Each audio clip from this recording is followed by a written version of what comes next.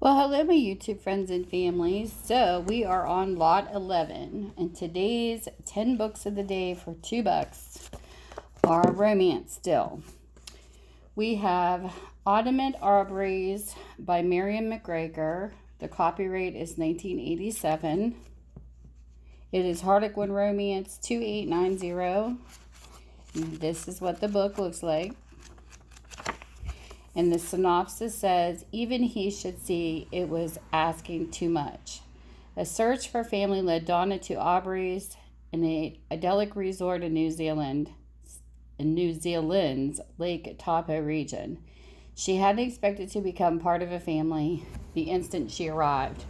But a sick little girl needed her care, and though the girl's father, resort owner Grant Armitage, seemed unsettled by Donna's presence and even ungrateful, he curiously insisted she stay. And Donna soon learned why. Grant wanted her help with a more personal matter, keeping his wife at bay by pretending to be his lover. Number 2 is Early Harvest by Amanda Clark, Harlequin Romance 3321, and the copyright is 1994. This is what the book looks like. And this is what it's about. How does your garden grow?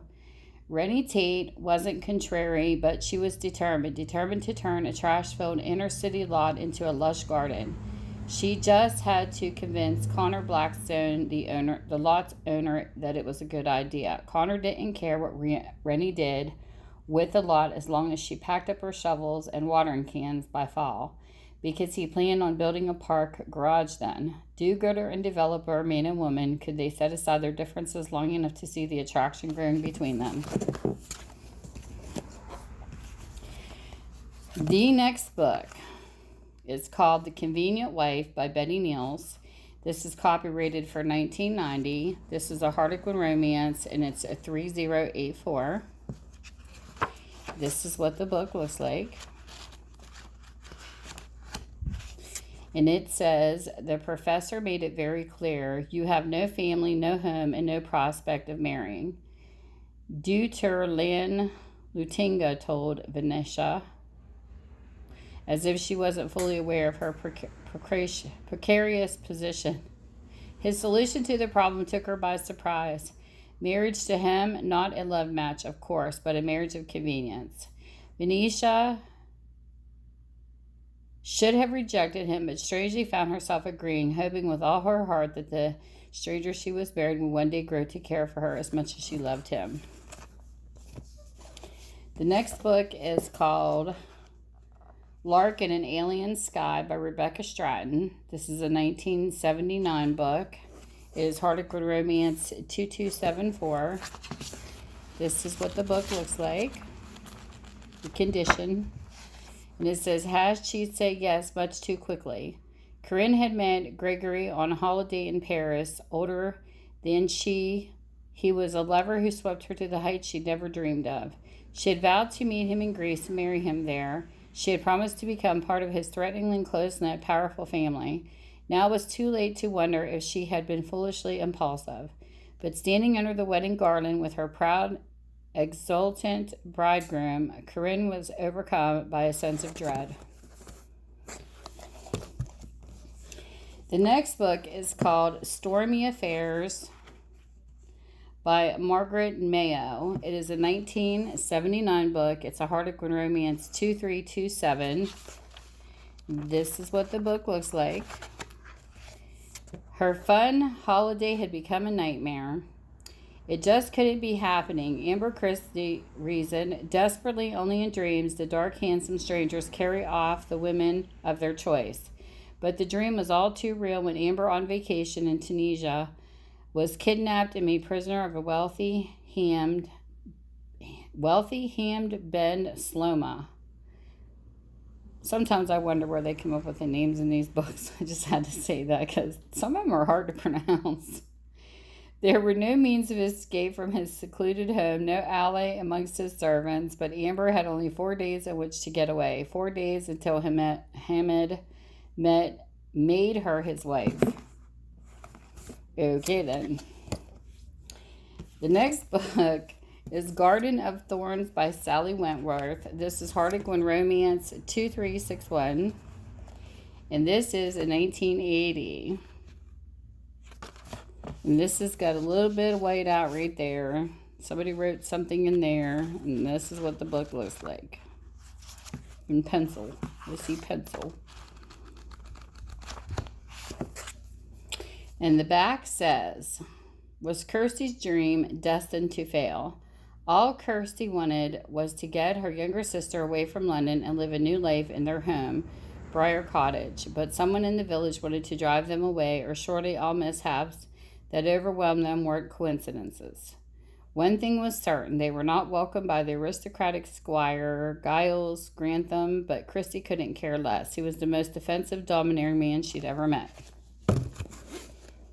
The next one is called An Undefended City by Sophie Weston. It's Harlequin Romance 2362. It's a 1979 romance. This is what the condition looks like.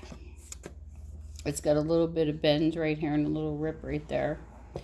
Olivia's money was her only attraction, or so she felt. Delicate and timid, she hadn't argued when her inheritance was put in trust with her Mexican uncle, Octavio.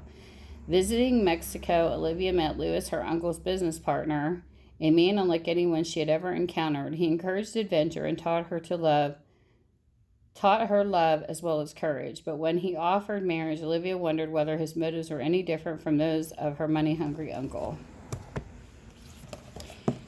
The next book is called The Marian Game by Lindsay Armstrong. The copyright date is 1989. It is Harlequin Romance 3013. This is the condition of the book. This is what it says.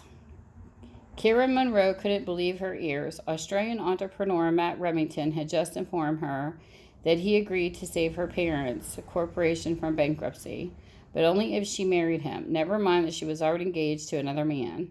This deal is nothing but a plan to avenge herself and humiliate me, Kira declared to Matt. She knew he believed wrongly that one memorable night she played him for a fool. Now Kira resolved to outmaneuver Matt, yet her confused feelings for her attractive opponent made her wonder what kind of victory she really wanted. So there you go.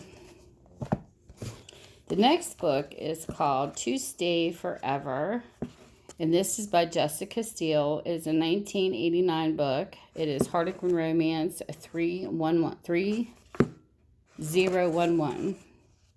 This is the condition the book is in. And it says, she booked the first flight to Greece. Kendra's response was prompt after an appeal for help from her cousin Faye, who was married and living in Athens.